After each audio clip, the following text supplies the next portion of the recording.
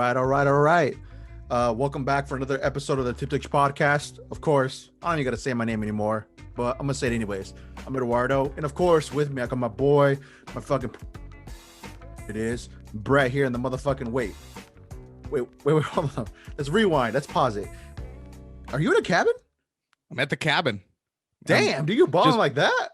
I just went out and played poker with some deer. I made friends with the deer out that way. Oh, okay. And then and then like some pandas will come by later, and like maybe some kangaroos and maybe some wolverines. I'm friends with the animals out here. We just talk really a lot about the stuff that we'll talk about on the episode today. But Preparation for the real deal.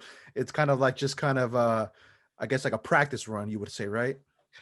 Yeah, and I'm trying to make sure that I still have my mojo. When I moved from Montana, as if you don't know, I moved from Montana. When I was in Montana, I used to take pictures with grizzly bears and the whole nine. We hung out together. And then I'd shoot him and eat him, but that's a different story, right? But that was just understood. Hey man, king Mother of the Nature. Food chain, right? Yeah, dude. Well, that's awesome. And we'll just say you're in an undisclosed location, your little getaway retreat, because the paranoia kicks in sometimes. And you talk to me about that sometimes, and we'll probably talk about a little bit about that in a sense of hack. And it involves TikTok. So for your TikTok users like myself, we need to be really careful what we put out there, and we'll just keep it at that. So that's one of the things we'll talk about. But aside from that, brother, how are you today? Are you doing good? Hey, I'm doing good. And just so people know, it's just a green screen that I've got, You get a full me straight up. Like it looks fucking generally like you're there. I'm like, wait, what? Yeah. We're trying to upgrade our podcast. And for sure. Our last episode we had Milka on, and she really she's actually the reason why I finally pulled the trigger and got the green screen, because I keep talking to Eddie like, man, if we're gonna have to do these episodes where we're on Zoom or whatever, like we gotta up our game a little bit. And so I'm like, and I'm in a pink room, and because my daughter's old room, and I'm like, man, I cannot go with the pink anymore. So in the words of Milka, I said F it. And come on, man, just say fuck it. Just say it, man. Hey, kids might be listening to this. True. Okay. You're the responsible. My bad. I'm still kind of in that. I'm growing into being an adult. You know what I'm saying? I'm still a kid at heart, as you can tell from the back. So yeah, you definitely want to be a good role model for the kid. Oh, definitely. No, you're right. Mm-hmm. No, but dude, it looks awesome. And like definitely. You said, just to kind of like add on to that. First of all, shout out Milka. If you haven't seen that episode with her, go check it out. Awesome story. Just how she learned to adapt and just, in her words, F it, like to go for something else and just grow her resume into just being her own boss, and then going to a different area or a field where, she's doing microblading now. Not only is she good with the scissors, the clippers, but she's good with those microblades. So go check that out. Of course, we're on YouTube and all major streaming platforms as well. Search us up and there you go. All direct links will be provided. But yeah. So no, man, I'm definitely going to jump on that board, man. We definitely, the green screen whole thing I think it would add more fun to it. So I'm definitely going to join you here real quick. And like I've said before off air, we're going to have to take the Tip Touch to different locations. You could say imaginary locations, we can take it more fun out of this world. Oh, dude, literally, it's like that Mars landing we just completed, NASA, right? They landed those rovers down in Mars. Well, we're the ones that we went up there, but we took a different direction and we just ended up somewhere in outer space. So we're gonna leave it at that. Well, we could be the ones that were in the Tesla Roadster, like how there's the astronaut in the Roadster, but we didn't tell anybody. Just fucking scoot it off. So we'll be whipping and dipping. Oh, dude, we're gonna find aliens. We're gonna be the first ones. I'm gonna hit the first alien. Oh! Yeah, I wonder if our insurance will cover that. Probably not. Well, maybe theirs will.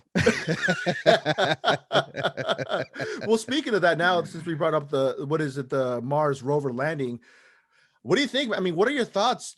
Where do you see this going? I was kind of I was thinking about that earlier today, right? Yeah. And the main objective, according to, well, no, this is NASA, right? So what would you think NASA's main objective is, like their main goal? Is it the same to what Elon Musk is trying to do with this whole colonizing Mars down the road, and I guess just colonizing that and sending people up there? Like, do you think that's going to be the main objective, or what do you think, man? Well, this mission that they're currently on, the mission is to search for signs of life, and so I'm thinking that if they show, if they can find signs of life, then they can say, okay, yeah, that this planet is habitable for humans, and then so that we can become, an interspecies species, which is crazy because in our passports not only would name our country, but would have to start naming our planets. It'll show like Earth and then another planet, Mars. Right. Yeah. Like, oh, those guys on Mars are so small. But that's I mean, man, dude, can you imagine? I mean, I highly doubt it'll be in our lifetime. I mean, I could be wrong, because I mean, Elon Musk, he can make anything happen. I mean, it seems like he's like they call him the modern Tony Stark, like the Iron Man of the real world. Yeah. So I mean, he's doing a lot of cool stuff, and what's crazy. So like on this most recent interview with Joe Rogan, he was talking. Joe asked him about if he really thinks there's aliens out there, and out of everybody else, we would expect him to say the opposite of what he said. He said he's not really too concerned about it. He doesn't think so, and there's no real like evidence. But I'm like, well, interesting. That's what he said. I mean, I could be wrong. I mean, that's kind of from what I took from it, but he would be the only person that would suspect that he would just kind of be on board of like, oh man, it's kind of one of those things I would want to find out in the midst of trying to colonize Mars as well. You know what I'm saying? Like kind of watching out for stuff like that. But he just didn't seem like he was interested enough. I'm like, damn, that's weird. I totally didn't expect that. Well, he has always been someone who's thought differently than the rest of us. I mean, when he started PayPal, I think it was just x.com when he started it. And he, so PayPal as we know it, where you can have money, send it, to each other, whatever, through this exchange. Yeah. And, that was his creation, and nobody thought it was going to catch on. And then now look at it now. Dude, he sold that. And then with that money started Tesla, right? Tesla or SpaceX. So. Yeah. And so, I mean, he's always been, and again, now go Tesla, people have been talking about electric vehicles. He's doing it. He's actually doing it because he's like, no, this is the future. And then he has a company called the Boring Company, where it goes down in LA, digs these tunnels, and he's, because he says, hey, the way that we do traffic, we do it two-dimensional, right? Where it's just like we're on this one road, and this one road is supposed to take care of all the traffic. He says it needs to be 3D. So you have layers of traffic, and that's where the Boring Company comes in, and they dug the tunnels so that you could bypass a lot of that, have your own path, your 3D path, so to speak.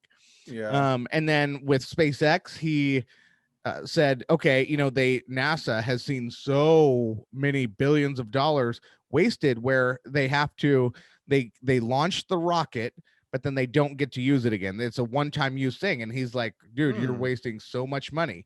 And so that was his whole initiative, was to launch these things up and be able to use it twice. Come back down. Yeah. And so he's so outside of the box thinking, and he's really okay. And his latest thing with cryptocurrency, a lot of mainstream companies are not, they've been really kind of giving cryptocurrency in general, but Bitcoin sort of the cold shoulder, like, oh, okay, it's a fun thing, it's a thing. But Elon Musk seems to understand what this whole cryptocurrency Bitcoin world is about to be. And so Tesla invested $1.5 billion in Bitcoin this last week, and it just shot up. I think when Tesla invested, it was at 36K, and then it went up to 41, and since then, today, as we are recording, Bitcoin's at 56K. So damn. Elon, and he was trying to give Dogecoin some support. I think we talked about Dogecoin before. He was trying to give them support and give them some wings, but it was designed as a meme coin anyway. So whatever. But I mean, he's just the impact that this one man has had on our, not just our world, but preparing for a Mars civilization. This is amazing. This is the type of once in a generation, one more than a generation, once in a lifetime type thing where you just get someone like this. I mean, he is just, I don't know how he is so smart, but he's so, like, and I just don't get it, because he's literally like the real life Iron Man, where he gets to hang out with all the celebrities. He has all the money. It's like he took the script, from Stan Lee. We'll talk about that. And then just is like, okay, well, this will be my life then, but in real life, So, no, anyway, for sure, it's crazy. It is crazy. Yeah, it's kind of one of those things where I definitely want to keep my keep tabs on, just to see the progress and how far along we're gonna get with that. Because also another thing too, I kind of wondered, and maybe you can answer this as well, because like I said, you're my human Google, and you have majority of the answers that I'm looking for. Smoking on that's a back while I'm asking you this, but so why is it that we haven't sent anybody else to the moon? I don't know. It may be a dumb question, but I'm going to ask it because I never really got like a proper answer, nor is one of the things I Googled or I remember to Google. But why is it that we haven't sent anybody into to the moon? It's recently? Ungodly expensive. It's ungodly expensive. How expensive do you think, in number wise? I mean, multi-billions. Really? I mean, it could be even hundreds of billions. Like close to trillions? Like 4 Bitcoins. No. Wait.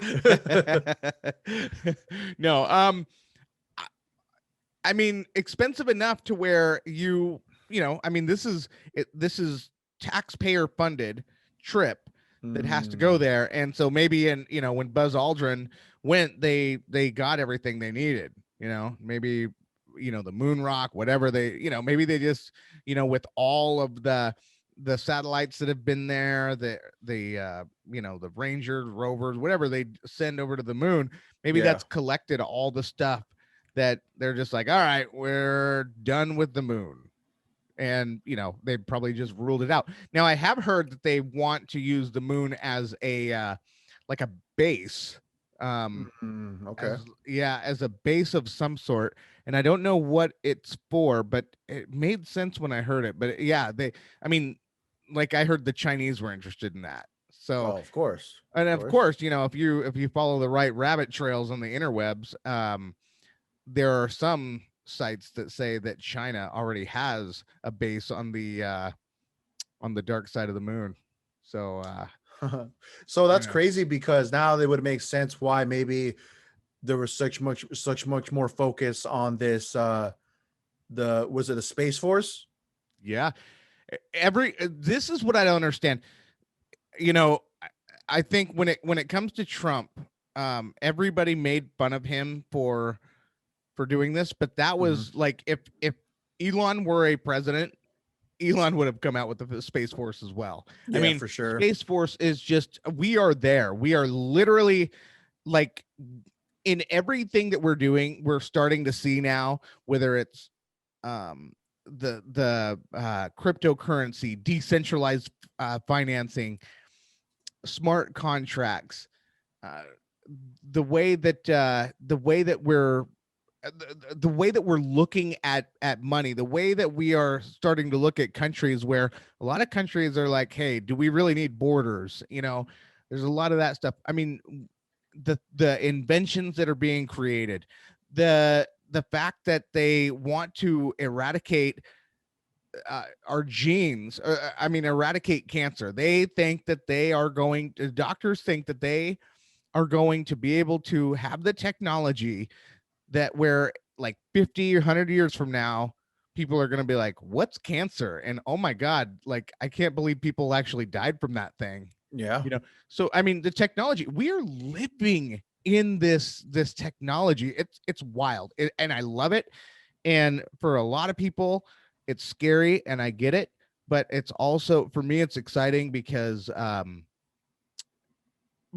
diving right into it. I'm diving right into some of this stuff, and it's wildly exciting because I know that the intention of all this stuff is for a better world, right? All of us want a better world. We want a more fair world. We want, we know that the balance right now in power and in money and in democracy, it's just so out of balance. It's crazy, and I think that there are a lot of people working on ways that can improve the future, and Elon Musk, I think, is one of them. Yeah, man, I think it should be one of those things where we should really look at, because you're not always going to want to stay at one certain, like, I guess, level of thinking ahead in the midst of like war or weaponry or anything like that, because you always want to one up anybody else and be ready and stay ahead of the curve, so that's kind of how I look at it. So maybe that's why the Space Force is there. Like, okay, well, we got the air pretty much covered, with our top of the line fighter jets and all that. We're gonna take it up a notch further, and we're gonna go to space, baby. So that's why they're doing it. I feel like, we want to be ready in case somebody wants to fuck with us. We'll be ready. So I don't know. That's my guess, but what do I know, right? Here at the Tipsy Podcast, as you can tell, we go everywhere with this shit. So we just like to talk about it, bring up good topics, and just go wherever it goes. So, that's always the mission. The mission is to have an open mind and for sure, no judgment. Just hear it out. Not here, baby. Not here. This ain't the place. This is the no but zone. No, instead of no drug free zone, no judgment zone. Isn't there one like that too, or am I tripping? Is there an actual sign? I think there is a no. Yeah, this is the no judgment zone. Yeah, and I can say some sweet shit like I don't see color. I don't see color. That's always been one of my favorites. That's a good one. Cheers to you on that. I'm drinking a straight what is it? Straight alcohol, rubbing alcohol right here. I'm just playing. Yeah. a little moonshine. Moonshine. Get a little bit of that Everclear in your life. Have you ever had Everclear? Dude, so one time, no, I smelt it before, dude. That shit smells like straight diesel. Like, that cleared my sinuses so like, dude, I would even dare. I would have to be off of a 24 pack already with 3 shots of tequila on top of that to really have like a whiff of, like a drink of that. But I do remember one time, this was back in the heydays, there was a drink called Wild Turkey. It's 100 proof. I had a sip of that one time and it didn't end well. Yeah. 100 proof, dude. Yeah. Hell no. Wild Turkey. Yeah. That's what the OGs drink. Yeah. No, but hey, so Cliff. You brought up China. So we got to talk about why we brought that up in the sense of TikTok too. Lately, you said that they hacked into information. Correct? Hacked into TikTok, right? Yes. What they have. So this is the thing about China. They've been doing that a lot. But yeah, so the story that you're talking about, they hacked in. This was over the summer where TikTok the company realized, okay, we got hacked. And it's where Chinese, I don't know if you want to call them spies, I don't know, whatever, but China hacked into it and just started culling people's data, and so what that data does is they can take your name, your identity, whatever information you're willing to give TikTok, whether you're leaving comments, whether you're putting it in your social information, doesn't matter. If you're putting it out there and China's able to cull it, you are getting your identity stolen that much easier. And if you've ever had your identity stolen, it is a pain in the ass. You got to do credit monitoring. You got to make phone calls. You got to make sure that your bills aren't, that new credit cards aren't getting open. I've had my debit card hacked twice. And one of the times it was, we had a guest over at our house, and it was the weirdest thing. He just left one day, and all of a sudden, and he was from North Carolina, and all of a sudden, I notice I get charged from a little perfume store in North Carolina. And I'm like, no, no, no. So I called that, and then luckily I saw it in time, and my bank said that what they think it was a soft hit, where they'll buy something small just to make sure the card works, and Like the then coast they'll, is clear type deal. what's that? Like the coast is clear. Like, okay, so you just run Yes. it. Okay, Yep, okay. yep, yep. It worked, and so I guess there's a game.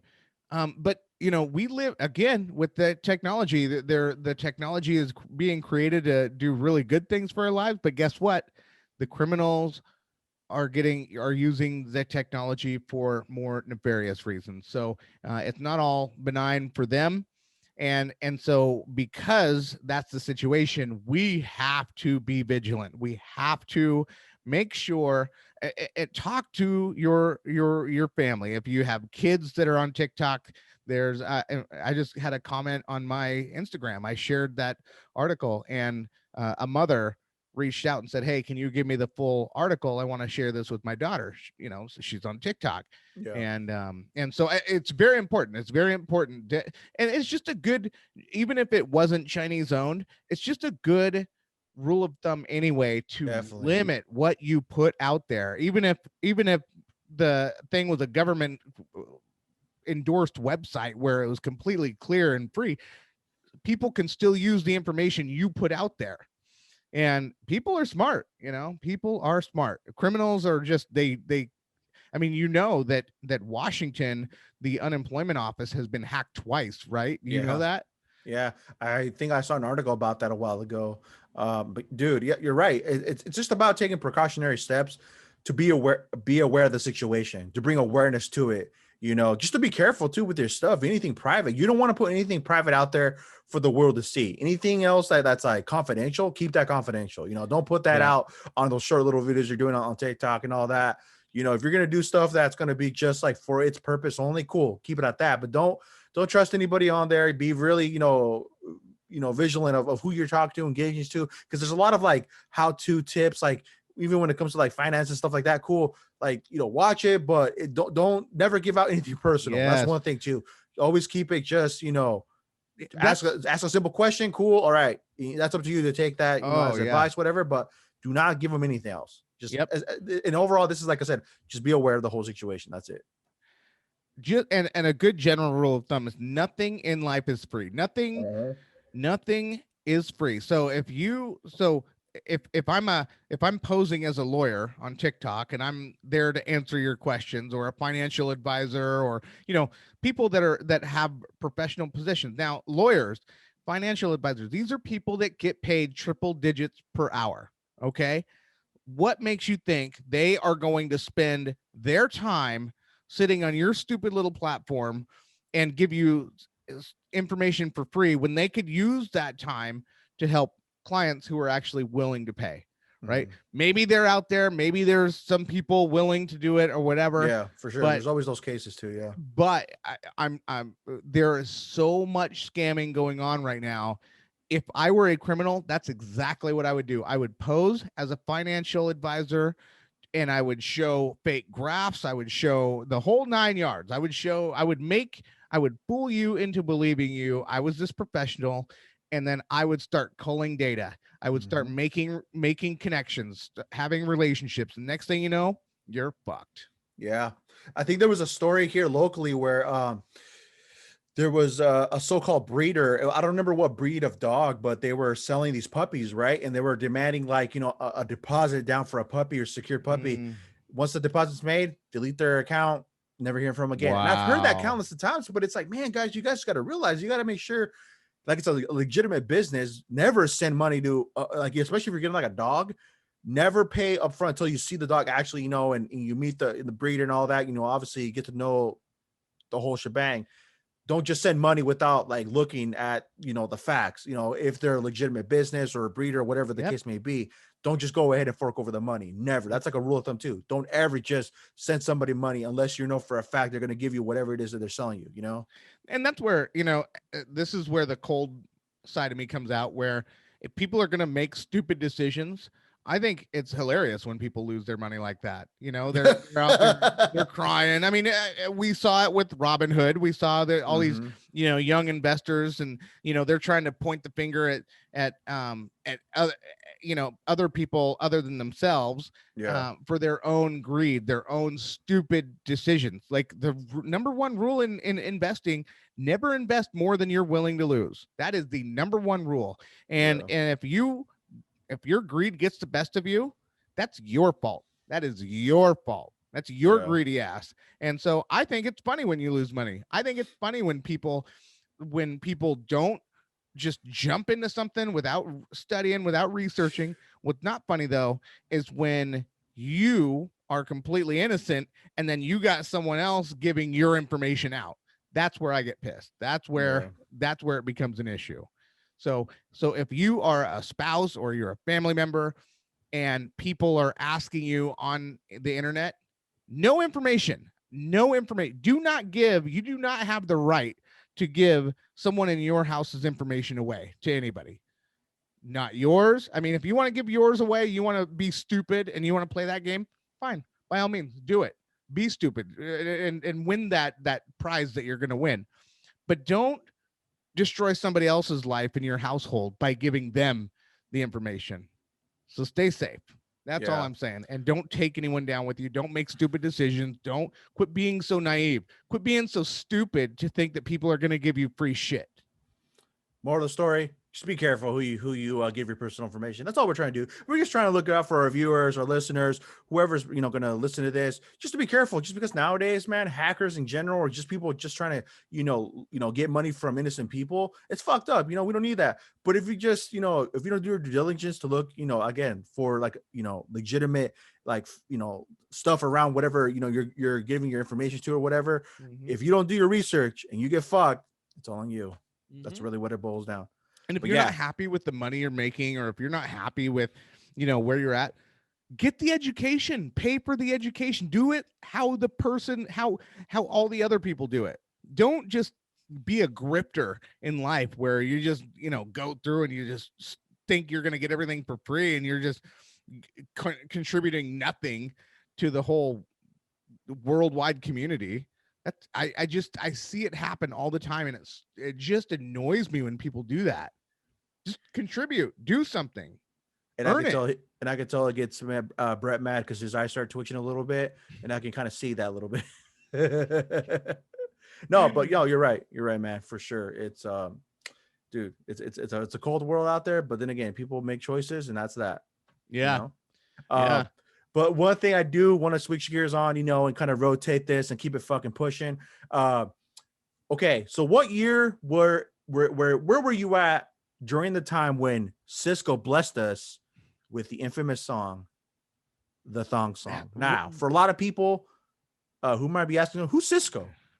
Well, go to YouTube and look up the Thong Song. Let me see that thong. Oh, so I wanted to talk about this because I was in high school when that came out. You were in high school? Yeah. Really? Yeah.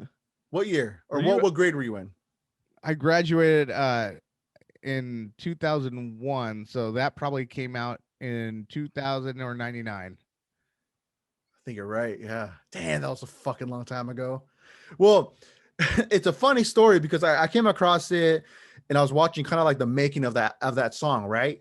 But this is kind of like a real life lesson into where, like, when things kind of like when opportunities arise in the door and an opportunity, like a door of opportunity opens, you take it, right? For majority of the time. Obviously you go with your gut instinct to really know, should I do this and should I not? And that was almost kind of based on that, because from what I understand and from when I watched this video, kind of like the making of that infamous song, right? Apparently the producers for that song, for that beat in general, they had actually made that beat for none other than, give me one guess who you think that beat was for. At that time, Jay-Z. No. Kanye. No, Kanye made it. Kanye. No. I'll give you one more. Oh, it was a singer. It had to have been a singer. It had to be a singer, yes. Usher. No. You ready? No, one more guess. One more guess. Give it to us. Give it to us. Shoot. Go ahead. Michael Jackson. No way. Yes. No So way. how it went was the producers were making a bunch of they were pretty much trying to get on the radar to be noticed by Michael Jackson, because that was like their ultimate goal, right? They literally, that's what they said straight up, that they wanted to work with, you know, a musical legend, right? How old were these producers at the time? Were Dude, they they must kids? 30s, like late 20s. They were fairly young from what it looked like to me. I don't think they said their age, but to me it looked like they were like in their maybe 27, 30s, whatever. But so they made a bunch of tracks, right? And apparently, I guess Cisco at the time, he wanted to do his own album because there were some things going on in the group. Drew Hill, he's a part of Drew Hill. Yep. And he wanted to kind of step aside and do his own thing, you know, kind of wanted to let his creative juices flow and kind of do a solo album for himself. So apparently he was looking for producers to get beats from, all this and that. And he came across these two producers. But in the midst of him listening to beats that they made, that beat for that thong song was on there an accident, and he was the guy was playing the beats through and through, and he landed on that one, but he changed it real quick because he was originally thinking that this was going to be from Michael Jackson. We made this one for Michael Jackson, and we want to put that aside for him. Cisco caught wind of that, and he's like, "Yo, you know, no, I want to hear that. Go back to that track." And he's like, "Oh," so the producer didn't want to. Like, what's crazy? He didn't want to. He was so like already decision made that he wanted to keep that aside for the King of Pop. So apparently, so at the end, I guess Cisco just said, "Hey man, I really want that beat. Just give it to me. You know, whatever. I'll pay whatever." So money talks, right? And he just said, "Fuck it. All right, let's do it." And sure enough, you know, the way the idea of the song came up was because apparently Cisco, in his own words, was saying he was getting ready for a date that night, or he was on a date. And the girl gave him his thong, like after, you know, he did his thing and all that, whatever, you know what went down. And he said it like, you know, he said like that thong, and that's how it came up. Like literally, that was how the song was born. Wow. But it was funny because they did a little bit of MySpace and chill. Yeah, back in those days, it was the beginning era of MySpace, definitely. But it also goes, you know, it goes hand in hand with, you know, people taking a risk. You know, people took a risk to, you know, say, fuck it, let's just roll with the punches on this and let's go with it. Yeah. And it came out to be something that is definitely going to be cemented in history in the midst of, like, you know, hip hop, rap, or whatever you want to call that. I think it was like more like R&B-ish, right? Yeah. So, but it became a huge thing. I mean, when that song came out, everybody was talking about it. It was so catchy. Everybody was playing it. It was like, you know, at that time, if you had a one-hit wonder, you were known all over the world, dude. That's how it was. Yeah, and that's amazing. So let's go back to their main objective, right? They wanted to land in the scopes of Michael Jackson. Well, sure enough, after the success of, you know, that song in general from Cisco, they got that call from Michael Jackson. Wow. Isn't that nuts, though? Wow. How that worked? Like, that is crazy. At beginning, they didn't think that they were going to get it. They're like, oh, you know, this is, you know, I think this is, you know, we're not going to get to that, our goal of doing a hit record with, you know, the King of Pop. Fuck it, you know, let's go with just Cisco. Let's let him roll with it. Maybe he can make something out of this, you know, and make it glorious. Sure enough, he did, and then it got him to where he wanted to be. That's, dude, the story just behind that, like, it really got me intrigued. Like, damn, dude, this is wild. Like, it's cool how things work out that way, you know. Like, at the end of the day, you got what you wanted, and, you know, mission accomplished, man. And I applaud stuff like that because it's almost like, you know, it can be so, you know, it could reference to us too, like in different things where we go with our gut instinct and we just roll with it. And at the end, it works out even 2 or 10 times better. You know what I'm saying? Oh, so, dude. And they always tell you, follow your instincts, follow your gut instincts. Yeah, man. I wanted to share that little story because I thought it was really interesting when I heard that. And also another cool fact that, so when he sings that part, Living the Vida Loca, they had to pay a couple milli to the person that wrote Ricky Martin. Yes. They came after that ass on a lawsuit and fucked it. Wow, dude. Yeah, I didn't know that. Oh, wow. They said, nah, you're not gonna do that. You're gonna have to fork up some money. And from what they didn't say numbers wise specifically, but they had to pay quite a bit, man. They're talking about millions. Wow. So they all got paid. Everybody got that contributed to that song, like somewhat got paid, man. Sure, they got bumped. Yeah, dude,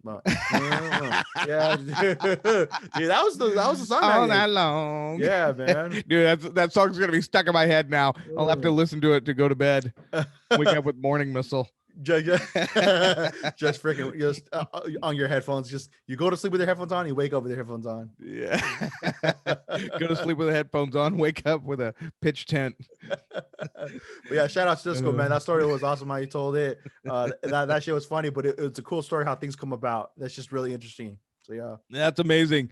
Okay, so let's talk about the other thing that you were telling me about the whole thing with Stan Lee's. Apparently there's some dirt coming out after the grave. So what's interesting on this is it's the fact that this all came about after, obviously, unfortunately, rest in peace, Stan Lee. He he's no longer here with us.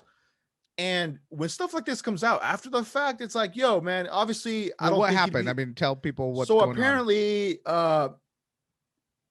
everybody saw him as the face of Marvel, like the one person that brought Marvel to life and what it is today, with the storyline, the comics, everything, right? The characters. But you got to remember one thing, right? It was a contribution from multiple people. Mm-hmm. And that's one thing, even me too, I have to admit, I had to stop and think about it. Like, yeah, man, I bet you there's a ton of people that contributed to the storylines, to the characters, the ideas, everything that was put into it, and what made. Because I wouldn't think that. I mean, it could be, right? I mean, I don't know what happened behind closed doors and all that, but I'm sure there was just more people behind it to bring all this into fruition, to where, did we really give Stan all the credit where credit should have been spread from, spread out to all the other people, all the artists, all the storytellers, illustrators, you name it, everything that goes behind making a comic. You know what I'm saying? So I can understand that point. Sure. I can totally understand that. Right. But there was other stuff that they were trying to put on him, saying that he was homophobic. He was saying a lot of racial slurs, that they caught him on tape. And this is in a book coming out, the Rise and Fall of Stan Lee. It's a book that's apparently out, or it's going to come out. I'm not sure. But I know there's a book, about all that stuff, what I just mentioned. But when I was reading that, I'm like, you know what? It's kind of tough to really, sit here and ask myself, do I believe this is all true? And, am I going to look at things differently? Well, it's kind of like too late to even go into that, because, of course, like I said, he's not even here anymore. And where was this energy, when he was alive? Like, if it was a thing where you really wanted to, bury the hatchet and actually, make ends to where you guys can end off on a cool and just got to go in your own ways, but we're cool, much luck to you, all that. You should have done it when he was still here. That's how I would look at it, right? But nothing was ever said, I guess, from what I know. Nothing was ever like, patched up, or, they made their truce or whatever. I have no clue on that. But to put that out and to, kind of trying to blemish his image on just how he left, after the fact that he's gone, I don't know, man. I think he's just kind of fucked up in a way, because, like I said, he can't protect himself. He can't defend himself and say that it wasn't like that or whatever, or even say anything in general. So it's like, why even put that out? I just don't get it, man. Well, that reminds me in great part to what happened with Kobe. Remember when Kobe had passed, and then it seemed like there were some journalists or some activists that were trying to get a little bit of clout. They were clout chasing, and then they were virtue signaling, and they were trying to say, well, Kobe wasn't that great, and there was the rape charge, and they were bringing up this stuff, and so there were even journalists, I believe, I don't know, I'm not going to name any names just because I don't want to mess up and say the wrong name, but a well-known journalist that sat down and we're talking about that, and they're like, listen, you've interviewed him multiple times. You had every opportunity since that event happened to the day that he died to ask those questions. Why did you wait until after he died? Exactly. And that's what I want to know. Yep. So I think it's a coward move. I think it's a bitch move when people do that. Because if you think that you're going to hide, and you're gonna now, I mean, it could be now, say you were someone who had been abused and you just needed that person to die to be able to start talking, different circumstances. But I think that we are all human enough to know what clout chasing looks like, and or what someone who has genuine concerns looks like. So to me, that looks like clout chasing all the way. Stan Lee, I mean, he was older, so there's no telling whether he had those views or not. But whether he did or didn't, what does that do for you? Are you supposed to throw away all your Marvel comics? Are you supposed to get rid of all your movies? Are you supposed to get rid of all those memories that were made with your family and your friends, with all this stuff? Come on. This whole cancel culture thing is just so stupid. It's played out. It's just, it needs to go away. It is a cancer on our society, and it needs to just finally die, because right now they're it's destroying us. It's destroying us. They are literally sucking the fun out of everything that makes entertainment good. Yeah, man, it's crazy because, like you said, man, like I just hope.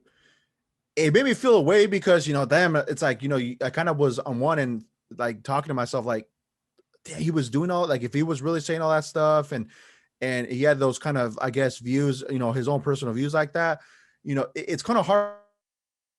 It would affect me fully 100%, only because, like I said, we're never really going to know anymore. We're not going to know. Like, it's too late for that. Like, this all could have been talked about if they could have done like a special with him talking about just everything from the time from where, where he started at Marvel, like all the ups and downs, how he went through that, like what we're doing now, like had a conversation with him, talked about that, for it to be out there so he can fully express how things really went. And to say all that stuff like after the fact, nah, man, I'm not with that shit, dude. Yeah. I just see it wrong, especially now with the man that passed away, man. I'm just nah. And the way that they said that it's secretly recorded, and now it's you said it's coming out in a documentary. It's coming out in the book. Supposedly there was like audio recordings of him saying some stuff. I don't know how valid that is. Again, you have to go read that book. I'll have to go check it out too as well.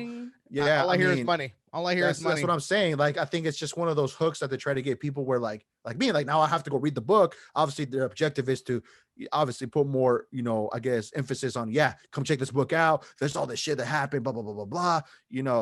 I don't know, man. I really don't know. Like, but that's what, yes, go to what you're saying. Supposedly there's like recordings of him saying all this stuff. So, yeah. Whatever. I mean, if he was homophobic, if he was racist, that sucks. But I mean, how are you going to punish him now? Yeah. Are you gonna really, go chase him in Marvel Heaven or wherever? Marvel Heaven. What are you gonna do? What are you gonna do? Are you gonna punish his kids? Are you gonna punish his family? The people that got it? What are you gonna do? What's your intention? Or are you just chasing clout like a little bitch? We have Brett here, the cloud exterminator over here. Damn, going after all of them. Did you see? Wait, another hot take or another hot topic to throw out there. Did you see that? So, and I don't even want to give this shit more light because I thought it's just like, damn, we're really come to this point where this type of shit's really popping off. I don't know if you know of the infamous what is it 6ix9ine situation with the dude Meek Mill. You know who Meek Mill is, right? Rapper out of Philadelphia.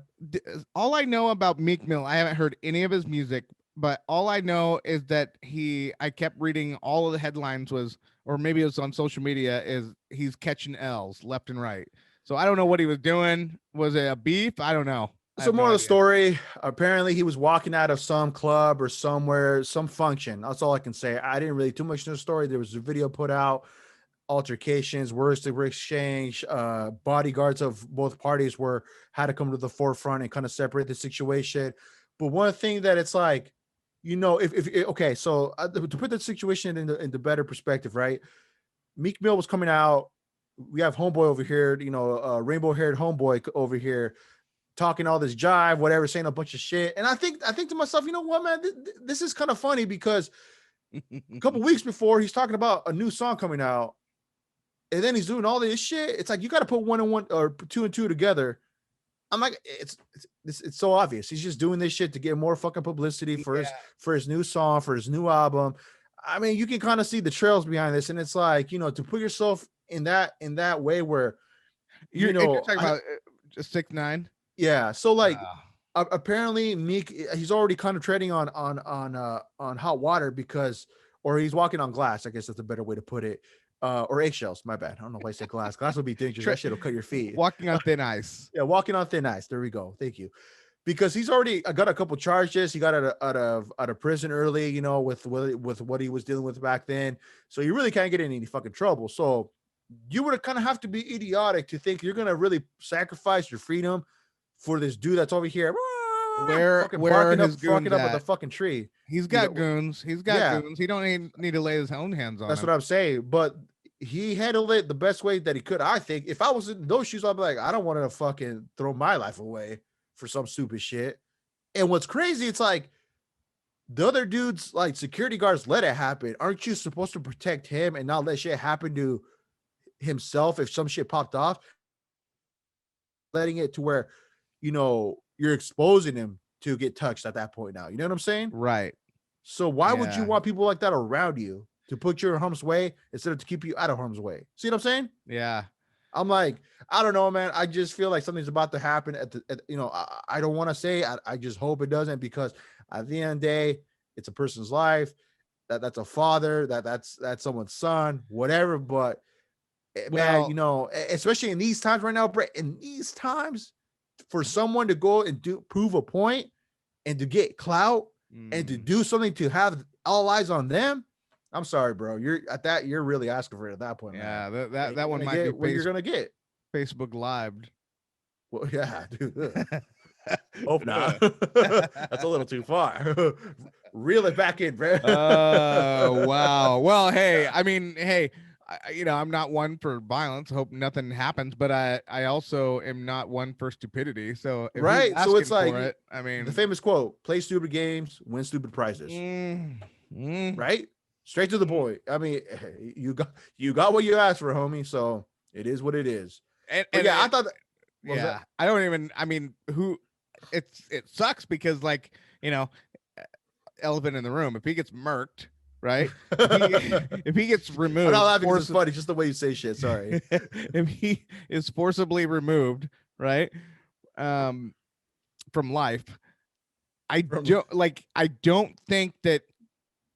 Because I remember Tupac when he died in '96. I was 13, and like it took us by shock. Like like the whole anybody who was a fan of hip hop, but especially Tupac, because he was the top. He was the top. That was his year. He had gotten away with Hit 'Em Up, you know, and we're just like, oh my God.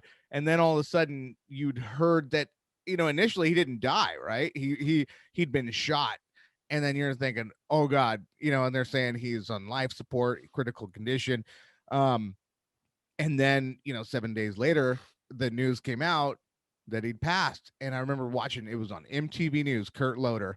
And I was so shocked. I was just so shocked. But anyway, 6ix9ine wouldn't get that treatment.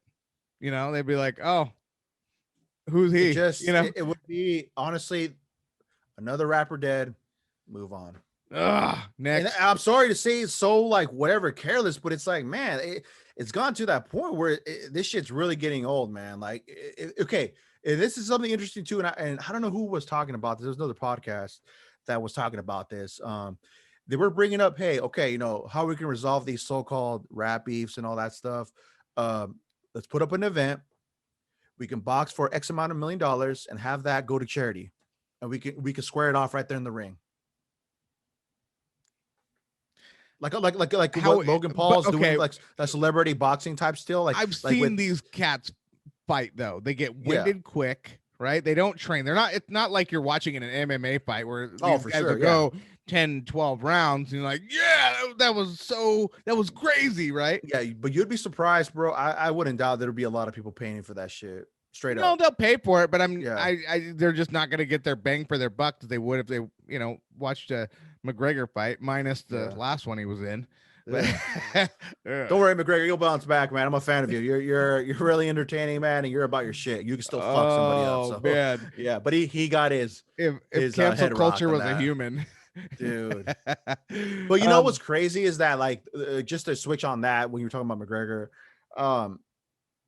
he had a lot of respect for the guy, like where he showed a lot of good sportsmanship. It was different. It was like a different side of McGregor. I never really kind of more or less off the gas of like talking all the smack and putting on a show. He had like the ultimate respect for this cat that he was fine. I forgot his name. And I'm sorry, I forgot the I did name, too. but That's why. it was uh it was crazy because it wasn't really like him. Like it was just like a whole total different fighter, man. It was nuts. I think the counseling is paying off, all the therapy.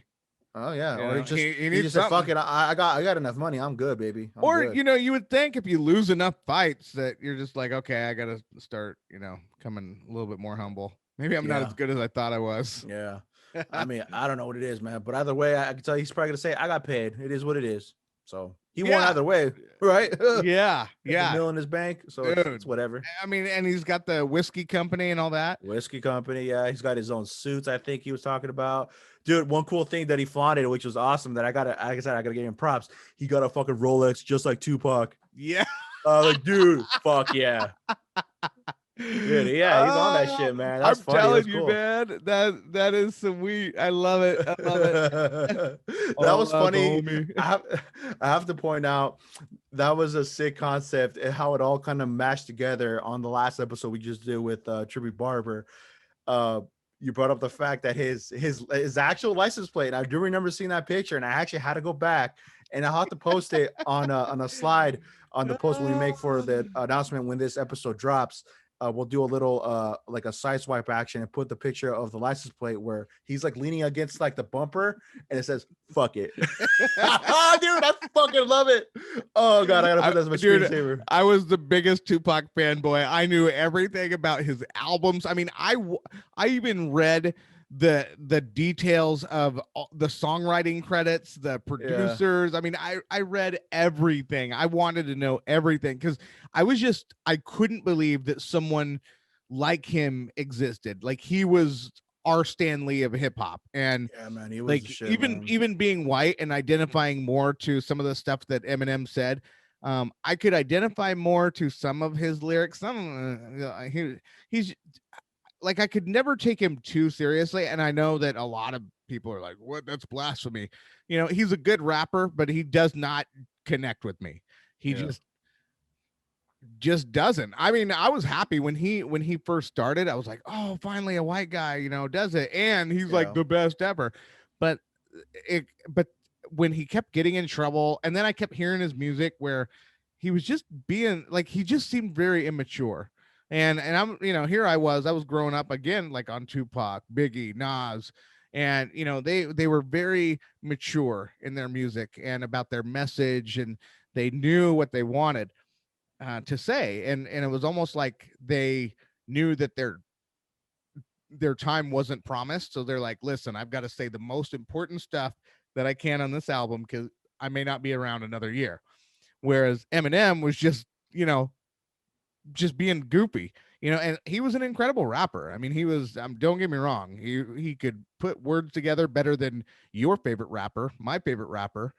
He could out rap Tupac any day of the week as far as lyrics go, but he could never ever have Tupac soul.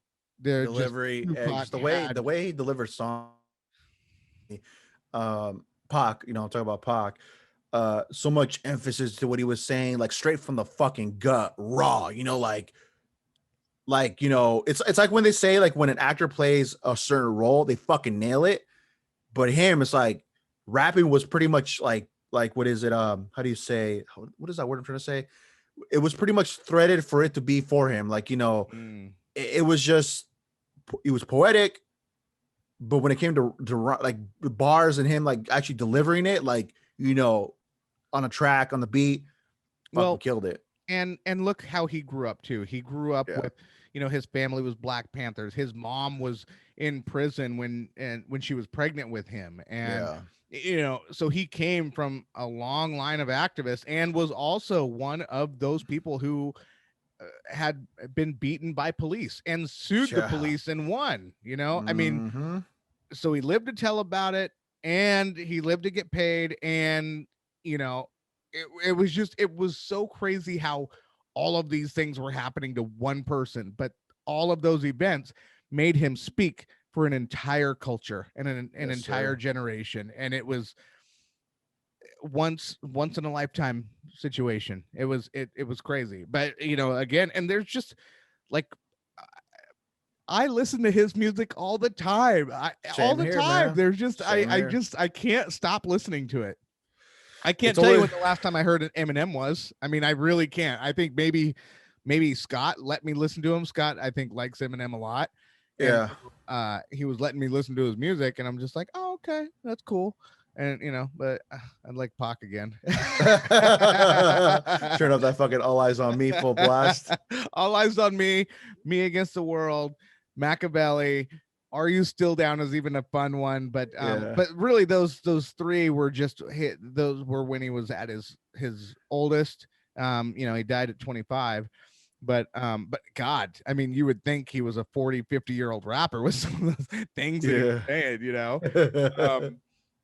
But he was also fun and entertaining. Like he was like, you know, he was also in a bathtub naked with jewels all around him. You know, it's like, talk about expressing yourself. Like, all right. Yeah, cool. And then, you know, doing movies with Janet Jackson, kissing Janet Jackson, you know, Poetic Justice. I mean, it was just, he was like, everywhere, bro. He was crazy. Man. I bet you if he was still alive today, I don't know if he would have been. I mean, he had to have been an entrepreneur because Snoop, Jay-Z, Ray, like everyone, they're all big entrepreneurs. Even Nas, Diddy, all them. So he would have caught on that wave as well. But God, I feel like he would have been more into politics. I really think definitely. I think so too. Some sort of movement. You know, and with everything that was going on last year, he probably would have been a big part of that, you know, because that really was tapping into the roots of who he was and how he came up. So, yeah, I mean, dude, I feel like he would have had a strong following behind him, bro. A super strong following, like a following and fan base behind him, to where, you know, if he got into politics, man, there would be a lot of fucking changes, dude. But I'm sure, like you said in his movies, like if I'm not here, but I will spark the, what is it, the seed or the. Says, I may not change the world, but I promise you, I'll be the spark that will for the person that will change the world. They're right. See, I had it in my mind, but you finished it. See, that's teamwork right there, baby. That's teamwork here at the Tiplex Podcast. No, but for sure, those are some bars though. That could be it too, bro. That could be it too. It could motivate, and you know, just set off that seed for it to just grow and have somebody that's going to fall in those same paths too, man. You know, so one of the songs that really resonated with me, and it wasn't even, I mean, the song was just beautiful. It was after he had passed, and it was a track he did with Scarface, and it was on Scarface album Untouchable, and the song was called Smile. For me, and where he's up on the, you know, on the ship. Yeah, he's hung on the ship, on the boat, you know, hung up, but like he's crucified. Yeah. But anyway, in the beginning of the song, he tells people, that, you know, with all the rain and the pain that we're dealing with, the one thing you can never forget is don't lose your sense of humor. You gotta have a sense of humor. And when he said that, this was when I was a teenager still, and I was going through all of my garbage with, you know, going through abuse and going through neglect and all that stuff. And and I heard him say that, and that stuck with me. That line, literally that line stuck with me, and I put that line to work. That became the auto motto for me, was don't lose your sense of humor, because this is all crazy. This is all meant to tear us down. It's all meant to, you know, beat us down. But I'm like, I live this life now where, and I learned it ever since I learned it when I was just a teenager. Don't lose your sense of humor. And that was from Tupac. And it was just amazing. But I live that life now, and that's exactly how I did it. So I could lose everything right now, and I'm just gonna say it's just a cruel joke that some entity is playing on me right now, but I know it's somebody's show. I know somebody's watching, and I know somebody's laughing. Why my life is a tragic comedy, but at least somebody is laughing at my tragedy. So, you know, let's keep that sense of humor. Let's keep it rolling. Not gonna last forever. Hey man, that's just the effect of a good artist right there, and just somebody that obviously is influential, and that's the power of that person to have that power to cause that what he caused to you, dude. That was Pac, straight up. A white kid from Montana. Man. R.I.P. Pac, one time for you, Mr. Shakur, man. Definitely wish you were here, man, dropping these fucking albums still till this day. I think he would have been giving us more gems through the fucking albums just to see, the collaboration as it evolved. Like, I'd always think to myself, like, how would a Nas and Pac album sound? Oh, dude, I was like, fuck, stuff like that I think about, like, fuck, man. And Jay-Z, throw Jay-Z in there. Yeah, I mean, not man. Jay-Z. No. Not Jay-Z. Maybe back in the days, Rockefeller. No. I meant Biggie. Okay. Oh, dude. Tupac and Biggie, because they were homeboys anyway. They could have squashed all that. And then, oh my God, just throw that together, minus P. Diddy. And all up in the videos. Throw in some mace. I want some mace. The murder mace. Yeah, buddy. What was it? I was murder. P. Diddy made me pretty. Did it for the money. Now can you get with me? I rocked that CD to no end. No end. That CD had so many scratches.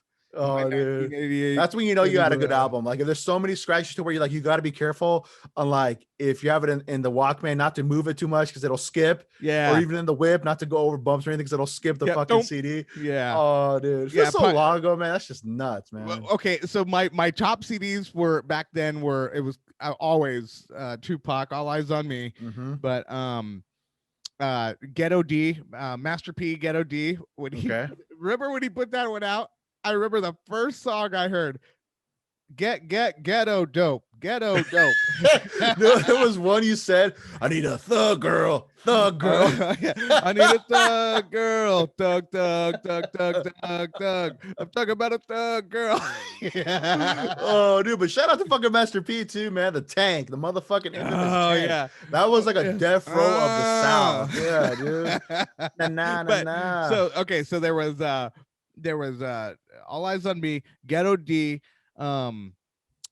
Mace, that one, whatever that blue CD was. I know what you're talking about. Yes. I know what you're talking about. Mace, I love you so never ever gonna let you go. Yeah, dude, I listen to that all the time. But Juvenile, I had Juvenile,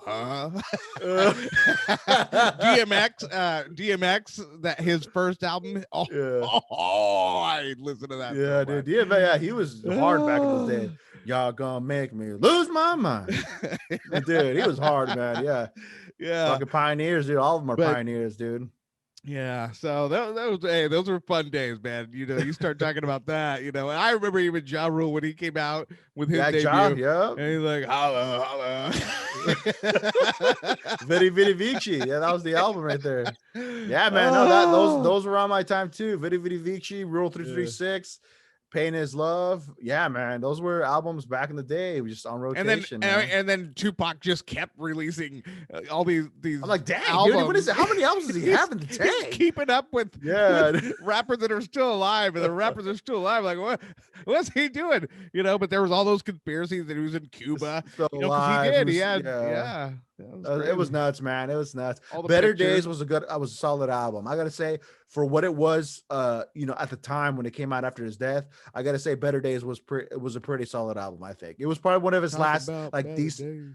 Yeah, it was probably one of his last like solid albums, like in a sense of like producers taking course of his like verses and stuff like that. So and then until the end of the time, those two right there, those two were decent. And Dre,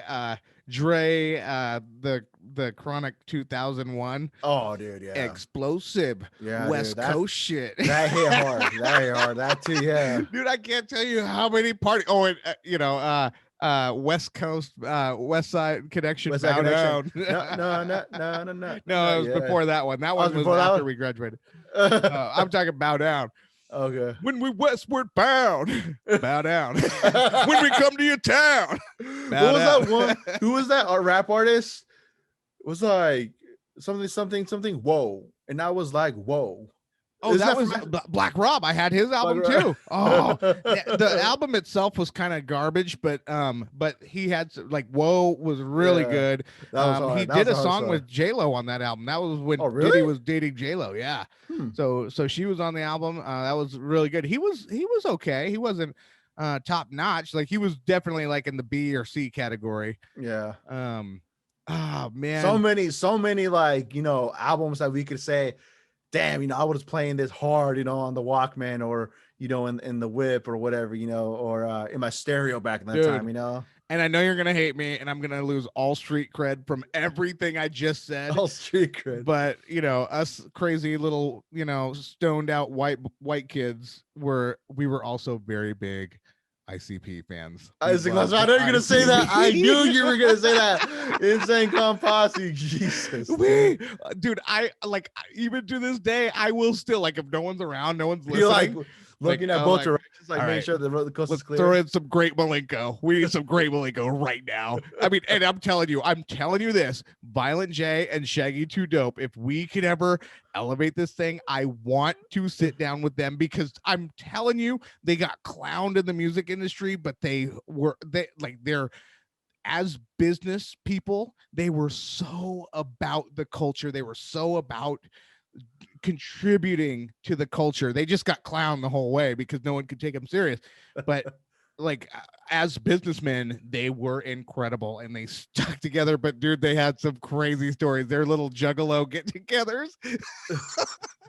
I would love for them to just tell us their stories because I don't even think they will. I think they got in so much trouble that they won't. But I think we the internet talks. I think we found 2021 your Halloween costume for this year. I would love to be a juggalo. I've never been a juggalo, but I would love to. No, like Hatchet Man or whatever.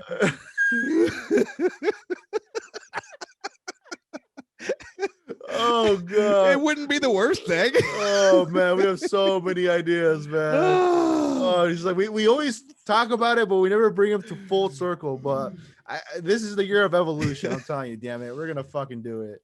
I really hope that ICP, I hope they're into crypto. Never mind. It was so random. I think we gotta end it. We're gonna end it on that note. But again, for anybody interested in checking out all our past previous episodes, we're on Spotify, Apple Podcasts, Stitcher, TuneIn FM Radio, all that. Go to our Instagram at the Tip Ditch Podcast. On our bio, we'll give you direct links to everywhere where we're at, where you can listen to our audio. And also we're on YouTube, which our link is also in our bio as well. So you can check out our video content. But this is it for this one. We'll catch you on the next round. Take care, everybody. Yeah. And also one shout out to you for all the video editing and everything you've been doing. You've been really just like all these video edits that you see going on the gram and on YouTube and everything. That is my man, Eduardo, the Cartel Garcia, El Jefe. The cartel love, baby. Not any of that. Illegal substance stuff. No, we're that's for you. Cool. You keep that there, man. Like I'm love, man. Like Steve Miller Band says, some people say I'm the gangster of love. There you go. And we out.